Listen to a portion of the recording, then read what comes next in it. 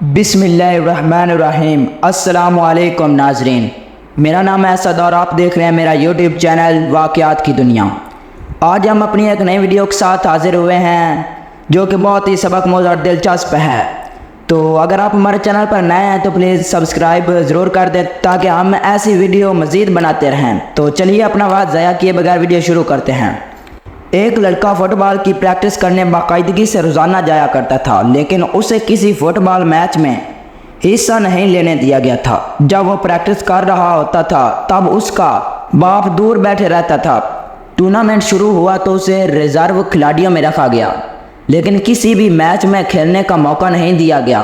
آخر final match کا دن آ گیا۔ اس لڑکے نے کوچ سے کہا، سر آپ نے مجھے ہمیشہ ریزرو کھلاڑیوں میں رکھا ہے اور کبھی میچ کھیلنے کا موقع نہیں دیا، لیکن خدارا آج مجھے کھیلنے کا موقع دیجیے۔ کوچ نے کہا، بیٹے میں تمہیں کھیلنے کی اجازت نہیں دے سکتا، تم سے بہتر کھلاڑی موجود ہے اور یہ فائنل میچ ہے، سکول کی ساکھ داؤ پر لگی ہے، اس لیے میں تمہیں موقع نہیں دے سکتا۔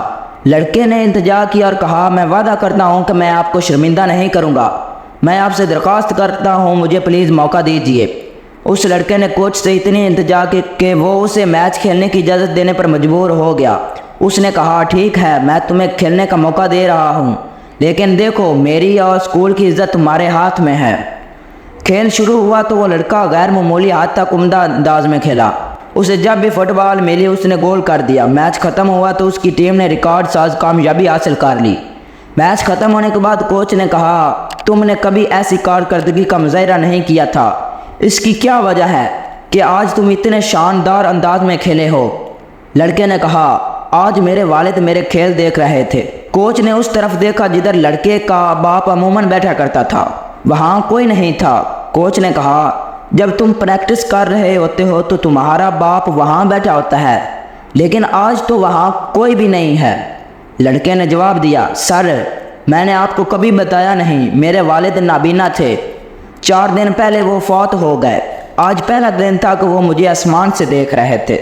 داخلی تحریک اندر سے ابھرتی ہے، جیسے کہ فخر و ناز، کسی شے کو حاصل کر لینے کا احساس، ذمہ داری کا احساس اور یقین۔ داخلی تحریک اندرونی تشکر کا ہوتا ہے، کامیابی یا جیت کے لیے نہیں بلکہ اس آسودگی اور طمانینت کے لیے ہے جو کہ کام انجام دینے سے پیدا ہوتی ہے۔ یہ تکمیل کا احساس ہوتی ہے، کسی غیر اہم منزل پر پہنچ جانے سے تشکر کا احساس پیدا نہیں ہوتا۔ داخلی تحریک لافانی ہوتی ہے، اس کی وجہ یہ ہے کہ یہ اندر سے ابھرتی ہے۔ تحریک کو مستقبل طور پر مضبوط کیا جانا ضروری ہوتا ہے۔ اپنے مقاصد کو لکھو، انہیں اپنے سامنے رکھو اور صبح و شام انہیں پڑھو۔ 2 اہم ترین داخلی تحریکیں ہیں، پہچان اور ذمہ داری۔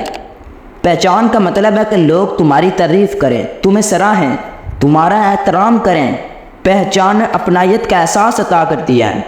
ذمہ داری کسی شخص کو اپنائیت اور ملکیت کا احساس عطا کرتی ہے، یوں وہ ایک بڑی تصویر کا حصہ بن جاتا ہے۔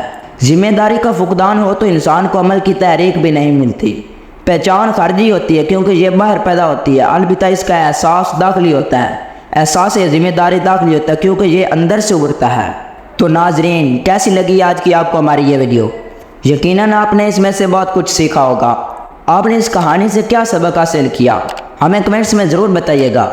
تو آج کے لیے بس اتنا ہی تھا، اجازت چاہتا ہوں، اللہ حافظ۔